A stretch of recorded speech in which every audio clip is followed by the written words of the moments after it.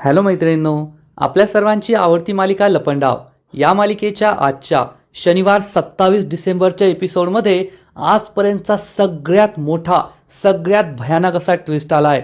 सरकारने चक्क गौतमला मारून टाकलंय, त्याच्या डोक्यात गोळी मारलीये आणि त्याचा जीव घेतलाय। मग हे सगळं घडलं तरी कसं? तर मैत्रिणींनो, आपल्या सर्वांना माहिती आहे की गौतम हा मागील काही दिवसांपासून सरकारचा पाठलाग करतोय आणि आजच्या एपिसोडमध्ये सरकारचा पाठलाग करता करता गौतम सरकारच्या अड्ड्यावर पोहोचला, जेथे त्याने तेजस्विनीला पाहिलं, म्हणजे सखीच्या खऱ्या आईला पाहिलं। तेव्हा त्याला समजलं की सरकार ही खोटी आहे आणि तेजस्विनी वहिनी तर येथे आहे। आणि त्याने चक्क सखीला फोन केला आणि सखीला सांगितलं की आपल्या घरात जी तुझी आई म्हणून राहतीये, सरकार तुझी खरी आई नाहीये। आणि त्याच वेळेस तेजस्विनी तेथे पोहोचली आणि तिने चक्क गौतमला गोळी मारली आणि त्याचा खून केला। आणि सखीने हे सगळं फोनवर ऐकलंय। म्हणजे एकूणच आता लपंडाव मालिकेमध्ये सगळ्यात मोठा ट्विस्ट आलाय।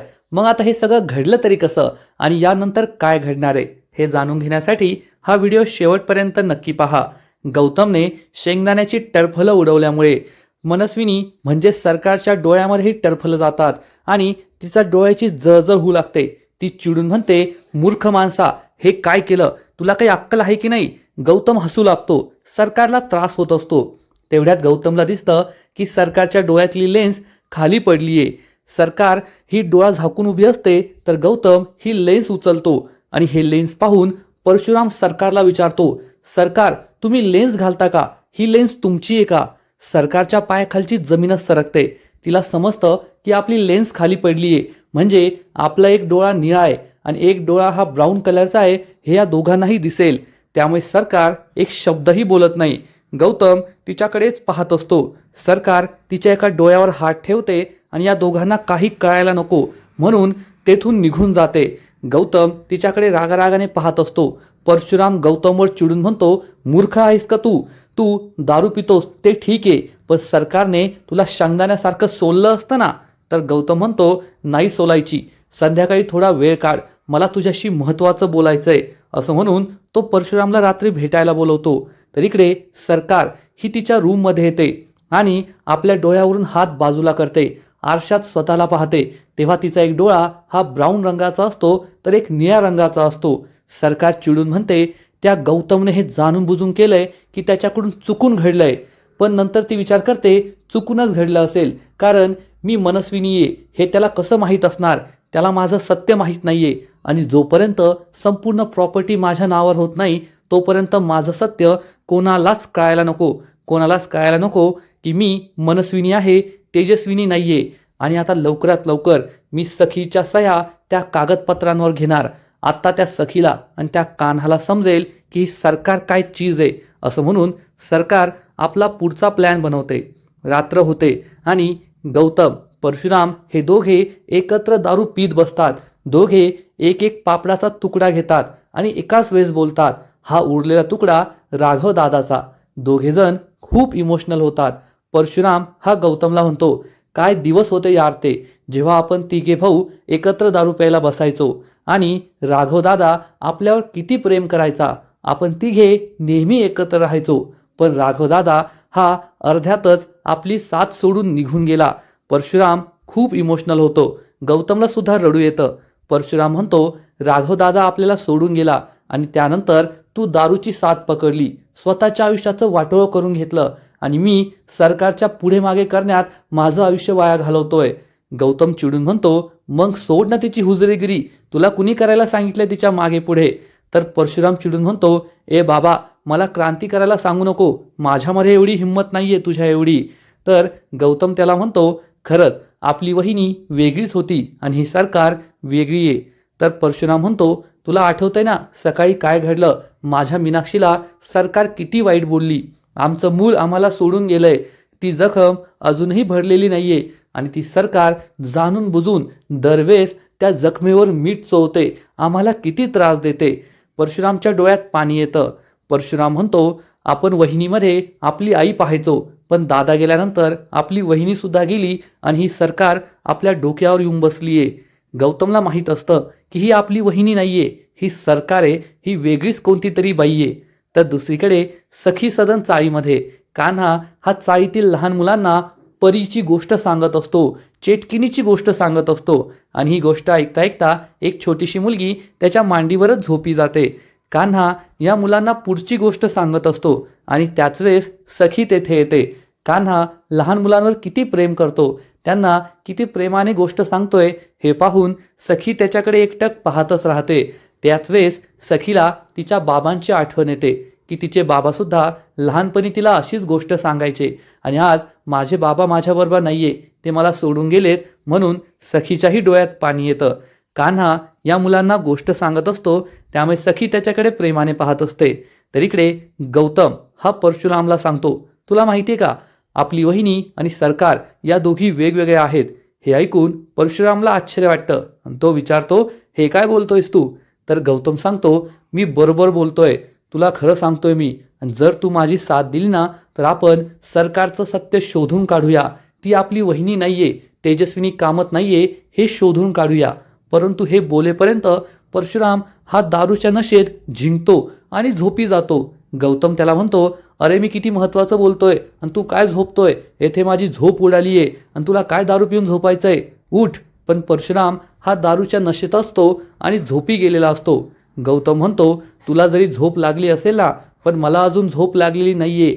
मी नक्की शोधून काढणार की आपली वहिनी कोठे आहे आणि या सरकारचं सत्य काय ते मी लवकरात लवकर शोधून काढणारच, असा निर्धार गौतम करतो आणि ही आपल्या शेंगदाण्याची टरफलं डस्टबिनमध्ये टाकतो. ज्या डस्टबिनमध्ये त्याने सरकारच्या कपाटातून आणलेला फोटो फाडून फेकलेला असतो. पण या फोटोमध्येच त्याला सगळ्यात मोठा पुरावा सापडणारे हे गौतमला माहीत नसतं. तर इकडे मीनाक्षी एका लहान बाहुलीला आपल्या मांडीवर घेऊन बसलेली असते. आपल्या बाळासारखं ती त्याला छातीशी कवटाळते आणि रडू लागते. तिला आठवतं की आज सखी सदन चाळीमध्ये काय घडलं होतं. चाळीतील बायकांनी तिला किती शिव्याशाप दिले होते की तू कधीच कोणत्या बाळाची आई नाही बनू शकत, तुला कधीच आई होण्याचं सुख नाही मिळणार, आमचा तळथाट तुला लागेल, आमची हाय तुला लागेल, असं म्हणून बायकांनी तिला किती शिव्याशाप दिले होते. हे सगळं मीनाक्षीला आठवतं आणि ती ढसाढसा रडू लागते. मीनाक्षी खूप चिडते आणि म्हणते, सरकार हे सगळं तुमच्यामुळे झालंय, तुमच्यामुळे मी आई नाही बनू शकले, मला आई होण्याचं सुख नाही मिळालं. तुम्हाला काय कळायचं आईची माया काय असते, आईचं प्रेम काय असतं. पण एक ना एक दिवस तुम्हाला या पापांची फळं भोगावी लागणारच, तुम्हाला तुमच्या पापांची शिक्षा मिळणारच. एका आईची हाय तुम्हाला लागली आहे, तळताट तुम्हाला लागणारच, असं म्हणून मीनाक्षी ही सरकारला शिव्याशाप देते, खूप चिडलेली असते. तर इकडे कान्हा हा लहान मुलांना गोष्ट सांगत असतो. तेवढ्यात एक एक करून या लहान मुलांचे आईवडील तेथे येतात आणि या लहान मुलांना म्हणतात, चला आता घरी, खूप रात्र झालीये, उद्या शाळेत जायचंय. तरी मुलगी म्हणते, नाही मला कान्हा दादाजवळ झोपायचंय. तर आई म्हणते, नाही बाळा चल, उद्या परत गोष्ट ऐकायला ये. आणि ही आई या मुलीला घेऊन जाते. इतर आईवडील सुद्धा तेथे येतात आणि लहान मुलांना आपल्याबरोबर घेऊन जातात. सखी कान्हाजवळ येते आणि कान्हाला म्हणते, तुला लहान मुलं खूप आवडतात असं दिसतंय. तर कान्हा सांगतो, नाही नाही तुम्ही चुकीचं बोलताय, मला लहान मुलं नाही आवडत, लहान मुलांना मी आवडतो, कारण कान्हाचं मॅजिकच तसं आहे, कान्हाच मॅजिक. तेव्हा सखी त्याच्याकडे पाहून वाकडं तोंड करते. कान्हा विचारतो, नाही आवडला का पंच, सोडून द्या. ते कसं असतं ना, एखादा माणूसच आवडत नसता की त्याचं काहीच आवडत नाही. तर सखी म्हणते, एखाद्या व्यक्तीबद्दल किती गैरसमज करून घ्यायला हवेत. कान्हा म्हणतो, म्हणजे हा माझा गैरसमज आहे का, तुम्हाला माझ्यातलं काहीच आवडत नाही, याचा अर्थ माझ्यातलं तुम्हाला काहीतरी आवडतं. तर सखी म्हणते, असं काही नाहीये, हा सुद्धा तुझा गैरसमज आहे, मला तुझ्यातलं काहीच आवडत नाहीये.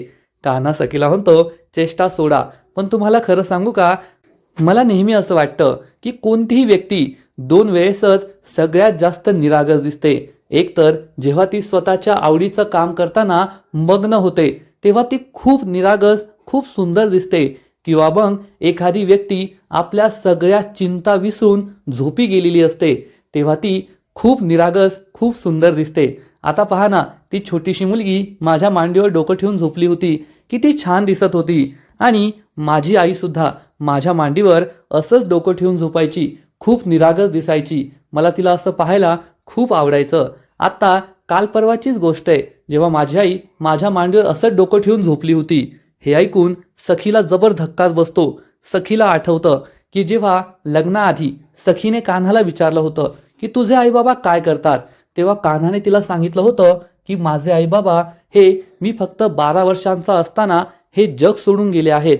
माझ्या वाढदिवशी ते मला शॉपिंग करायला घेऊन गेले होते, पण रस्ता क्रॉस करताना एका श्रीमंत व्यक्तीच्या भल्या मोठ्या गाडीने त्यांना उडवलं. त्यांना आपल्या गाडीखाली चिरडलं आणि माझे आईबाबा जागीच ठार झाले. आणि कान्हा रडू लागतो. तेव्हा सखी सुद्धा खूप इमोशनल झाली होती.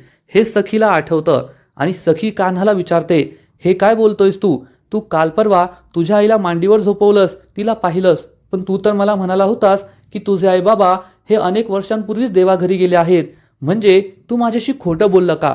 कान्हाला जबर धक्काच बसतो. मी हे काय बोलून गेलो? आता सखीला काय उत्तर द्यायचं हा प्रश्न कान्हाला पडतो. तर दुसरीकडे गौतम हा दारूचा ग्लास घेऊन हॉलमध्ये येतो. तेथे सरकारचा भला मोठा फोटो लावलेला असतो. तो या फोटोला पाहून म्हणतो, आज माझी जी अवस्था आहे ना, ती फक्त तुझ्यामुळे तू आमच्या आयुष्यात आली आणि आमच्या आयुष्याचं वाटोळ केलं. जोपर्यंत आमचा राघव दादा जिवंत होता तोपर्यंत आमची तेजस्विनी वहिनी जिवंत होती, पण राघव दादा गेला आणि तिच्याबरोबर आमची वहिनी सुद्धा गेली. आता फक्त सरकार उरली आहे, सरकार. मी राघव दादा असेपर्यंत तुला लाडाने प्रेमाने वहिनी अशी हाक मारायचो, पण तू आमची वहिनी नाहीये. तू फक्त सरकार आहे, सरकार, जिने आमच्या आयुष्याचं वाटोळ केलंय. असं म्हणून गौतम खूप चिडतो आणि चक्क त्याच्या हातातील दारूचा ग्लास सरकारच्या या फोटोवर फेकून मारतो. हा काचेचा फोटो असतो. काच फुटते आणि हा फोटो खाली पडतो आणि गौतम या फोटोकडे पाहून हसू लागतो. त्याच वेळेस मीनाक्षी धावत पळत तेथे येते आणि सरकारचा फोटो फुटलाय, खाली पडलाय हे पाहून ती खूप घाबरते. तर गौतम मात्र खुश असतो, कारण सरकारचा फोटो खाली पडलेला असतो. पण हा आवाज ऐकून सरकार सुद्धा तेथे येते आणि या दोघांना जाब विचारते, फोटो कसा फुटला? गौतम हा काहीच रिॲक्शन देत नाही. तर मीनाक्षी चांगलीच घाबरते आणि म्हणते, सरकार, मला नाही माहीत, मी फोटो पडल्याचा आवाज ऐकूनच येथे आले. तेव्हा गौतम भाऊजी येथे उभे होते. सरकार खूप चिडते, गौतमच्या समोर येते आणि गौतमला विचारते, हा फोटो तू फोडलास का? गौतम म्हणतो, मी नाही फोडला, माझ्यामधील दारूने फोडला आणि भारी फुटलाय की नाही? आणि तो हसू लागतो. सरकारला खूप राग येतो. तिच्या तळपायची आग मस्तकात जाते आणि ती गौतमच्या सणसणीत थोबाडीत मारते. गौतम खालीच पडतो. सगळेजण खूप घाबरतात. त्याच वेळेस परशुराम तेथे येतो. तो दारूच्या नशेत असतो. तो म्हणतो, अरे गौतम, खाली कशाला झोपलाय? हे काय जमिनीवर झोपायची जागा आहे का? उठ लवकर. सरकार परशुरामवर खूप चिडते. ती परशुरामची गचंडी पकडते आणि त्याला जाब विचारते, घरामध्ये दारू प्यायला हा काय दारूचा गुत्था आहे का? तुम्ही दोघांनी याला दारूचा बारच बनवून ठेवलाय. लाज नाही का वाटत? परशुराम खूप घाबरतो आणि म्हणतो, सॉरी सरकार, एक्स्ट्रीमली सॉरी, मी असं परत नाही करणार. तेवढ्यात परशुरामला दिसतं की हा फोटो खाली पडलाय. त्यामुळे तो खूप चिडतो आणि विचारतो, सरकारचा फोटो खाली कसा पडला? कुणी फोडला? तर गौतम सांगतो, मी फोडला. आणि परशुरामची हुजुरेगिरी सुरू होते. परशुराम म्हणतो, ए तू मूर्ख आहेस का? तू चक्क परमेश्वराचा सरकारचा फोटो फोडला. तुझी हिंमत कशी झाली? नालायक कुठला? सरकारला समजतं हा चमचेगिरी करतोय. सरकार खूप चिडते. परशुराम म्हणतो, सरकार तुम्ही काळजी करू नका, मी आत्ताच्या आत्ता जातो आणि हा फोटो रिपेअर करून आणतो. सरकार ओरडून म्हणते, तुझा बाप बसलाय का यावेळेस फोटो रिपेअर करायला? मूर्ख कुठला? त्यामुळे परशुराम आणखीनच घाबरतो आणि म्हणतो, सरकार तुम्ही बरोबर बोलताय, खूप रात्र झाली ना, मी उद्या सकाळी फोटो घेऊन जातो आणि रिपेअर करून आणतो. सरकार त्याला चुटकी दाखवून म्हणते, घराबाहेर फोटो न्यायचा नाही, त्या माणसाला घरात बोलवायचं आणि फोटो रिपेअर करून ठेवायचा आणि तुम्ही दोघांनी नीट राहायचं. सरकार संदीपला बोलवते आणि म्हणते, हा फोटो स्टडीमध्ये नेऊन ठेव. संदीप फोटो उचलतो आणि स्टडीमध्ये घेऊन जातो. सरकार गौतमकडे रागारागाने पाहते, पण गौतम तिच्याकडे पाहून स्माईल करतो. सरकार खूप चिडते आणि तिच्या रूममध्ये निघून जाते. तर मीनाक्षी परशुरामला त्याच्या रूममध्ये घेऊन जाते. गौतम विचार करतो, सरकार असं का बोलली की हा फोटो घराबाहेर नाही गेला पाहिजे, घरातच रिपेअर करून घे. याचा अर्थ या फोटोमध्ये सुद्धा काही रहस्य असू शकतं. या फोटोमध्ये सुद्धा सरकारने काहीतरी सिक्रेट लपवून ठेवलेलं असू शकतं असंच त्याला समजतं आणि तो या फोटोबद्दल रहस्य शोधण्याचा विचार करतो. हा सीन खरंच खूप भारी होता. गौतम हा सरकारला नडायला लागलाय. मालिका सुरू झाल्यानंतर आपल्याला असं वाटत होतं की गौतमचं कॅरेक्टर एवढं महत्त्वाचं नाहीये, तो फक्त दारुडा आहे आणि दारू पितो, मजा करतो. परंतु गौतमने आता आपलं जे रूप बदललंय सखीच्या लग्नानंतर, त्याच्यामध्ये जो बदल घडून आणलाय तो खूप जबरदस्त आहे आणि तो लवकरच सरकारचं खूप मोठं रहस्य शोधून काढणार आहे आणि कदाचित त्याच्यामुळेच त्याला जीवसुद्धा गमवावा लागणार आहे. मग नेमकं घडणार काय आहे ते तर तुम्हाला पुढे कळेल. पण इकडे कान्हा आणि सखी या दोघांमध्ये एक वेगळंच युद्ध सुरू असतं. कान्हाने बोलता बोलता आपलं सगळ्यात मोठं सिक्रेट रहस्य सखीला सांगितलेलं असतं. तो सखीला म्हणालेला असतो की काल परवाच माझी आई माझ्या मांडीवर डोकं ठेवून झोपली होती आणि सखी त्याला जा विचारते, तू तर मला म्हणाला होतास की तुझे आई बाबा हे तू लहान असतानाच हे जग सोडून गेले, मग ही काल परवाची गोष्ट कशी आहे? कान्हा विचार करू लागतो, यार मी खूप मोठी माती खाल्ली आहे, आता सखीला काय सांगायचं? आणि तो सखीला म्हणतो, सखी मॅडम तुम्ही शब्दशः अर्थ पकडताय. त्या दिवशी तुम्ही म्हणाला होता ना की इंग्लिश भाषेत शब्दशः अर्थ नाही पकडायचा, तसं मराठी भाषेत सुद्धा असतं. मी तुम्हाला असं म्हटलं, अगदी काल परवाची गोष्ट आहे, म्हणजे ती माझ्या लहानपणीची गोष्ट आहे. सखी म्हणते, हो लहानपणीच ना, पण तू तर काल परवा म्हणालास. तर कान्हा म्हणतो, तुम्हाला तेच कळत नाहीये, मला असं वाटतं की ही काल परवाची गोष्ट आहे अशी बोलायची पद्धत असते, त्याचा शब्दशः अर्थ नाही घ्यायचा. तुम्हाला काय सांगू, माझ्या मनात किती दुःख आहे, मला किती वाईट वाटतंय की माझे आई बाबा आज या जगात नाहीये, मला सोडून गेलेत. मला ती काल परवाचीच गोष्ट वाटते की माझी आई माझ्या मांडीवर डोकं ठेवून झोपलीये आणि आता मला माझ्या आईबाबांची खूप आठवण येते, मला खूप रडू येतंय. असं म्हणून कान्हा डोळ्यात पाणी आणतो आणि रडण्याचं नाटक करतो. सखीला वाटतं की खरंच मी कान्हाला चुकीचं समजलं आणि माझ्यामुळे उगच तो रडतोय, त्याला किती वाईट वाटतंय. आणि सखी कान्हाला म्हणते, माफ कर मला, उगच मी हा विषय काढला, सॉरी. तर कान्हा मनातल्या मनात विचार करतो, अरे देवा, आज मी खूप मोठी चूक केली. मी तर विसरलोच होतो की मी सखीला माझ्या आईबाबांबद्दल काय सांगितलंय. मी तर किरणच्या आईबाबांची गोष्ट माझ्या आईबाबांबद्दल सांगितली होती. म्हणजे येथे कान्हा एक नाही तर दोन दोन मोठे खुलासे करतोय. पहिला खुलासा म्हणजे किरण जो कान्हाचा मित्र आहे, त्या किरणचे आईबाबा हे एका लांब गाडीमुळे अनेक वर्षांपूर्वी देवाघरी गेले होते. किरणबद्दल ती जी गोष्ट आहे, त्याच्या आईबाबांची जी गोष्ट आहे, ती कान्हाने स्वतःच्या आईबाबांबद्दल सांगितली होती. हा तर पहिला मोठा खुलासा. आणि दुसरा खुलासा म्हणजे कान्हाचे आई वडील जिवंत आहेत. आपण जे इतक्या दिवस म्हणत होतो की कान्हा अनाथ आहे का, त्या गाडीतील छडीवाल्या माणसाने त्याला दत्तक घेतलंय का, तर असं काही नाहीये. कान्हाचे आईबाबा जिवंत आहे आणि कान्हा हा त्यांना वरचेवर भेटायला सुद्धा जातो. आणि काल परवाच कान्हा त्याच्या आईबाबांना भेटायला गेला होता आणि कान्हाच्या आईने त्याच्या मांडीवर डोकं ठेवलं होतं. म्हणजेच कान्हाचं सत्य हे दिवसेंदिवस अजून गहिरं होत चाललंय आणि त्याच्या आजोबाचं रहस्य हे आपल्याला कळेनासं झालंय. आजचा एपिसोड तर खूप जबरदस्त होता. एकीकडे कान्हाच्या आईबाबांबद्दलचा एक मोठा खुलासा झालाय, त्याच्या आईबाबांबद्दल एक मोठं रहस्य आपल्याला कळलंय की ते जिवंत आहेत आणि कान्हा त्यांना वरचेवर भेटायला जातो. त्यापेक्षा मोठा खुलासा म्हणजे गौतम हा सरकारच्या सत्याच्या खूप जवळ पोहोचलाय. सरकार म्हणजे मनस्विनी आहे आणि ती आपली तेजस्विनी वहिनी नाहीये, हे त्याला लवकरच कळणार आहे. आजचा एपिसोड तर खूप भारी होता, परंतु लपंडाव मालिकेचा पुढील एपिसोड आणखीन जबरदस्त असणार आहे. आजपर्यंत कधीही विचार केला नसेल असं या मालिकेत घडणार आहे. मग नेमकं घडणार तरी काय? तर मैत्रिणींनो, पुढील एपिसोडमध्ये आपण पाहू की सरकारचा पाठलाग करता करता गौतम हा चक्क सरकारच्या अड्ड्यावर पोहोचणार, जेथे सरकारने तेजस्विनीला म्हणजेच सखीच्या खऱ्या आईला डांबून ठेवलेलं आहे. आणि जेव्हा गौतम हा या गाळ्याचं शटर उघडेल तेव्हा त्याला समोर चक्क तेजस्विनी बसलेली दिसेल. तेजस्विनी गौतमला पाहणार, गौतम तेजस्विनीला पाहणार आणि मग त्याला सगळं सत्य समजेल की तेजस्विनी आणि मनस्विनी या दोघी सख्या जुळ्या बहिणी आहेत आणि मनस्विनीने सरकार बनून तेजस्विनीची जागा घेतली आहे आणि मागील अनेक वर्षांपासून ती सगळ्यांना फसवतीये. तेजस्विनी गौतमला सगळं सत्य सांगणार आणि गौतम हा लगेचच सखीला कॉल करेल.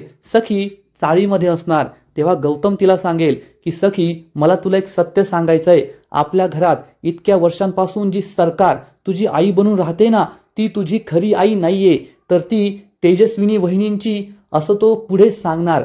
त्याच वेळेस सरकार तेथे येईल आणि म्हणेल ती मी ये मनस्विनी, आणि ती चक्क गौतमच्या डोक्यावर बंदूक लावणार आणि गोळी चालवणार, गौतमचा जीव घेणार, त्याचा खून करणार.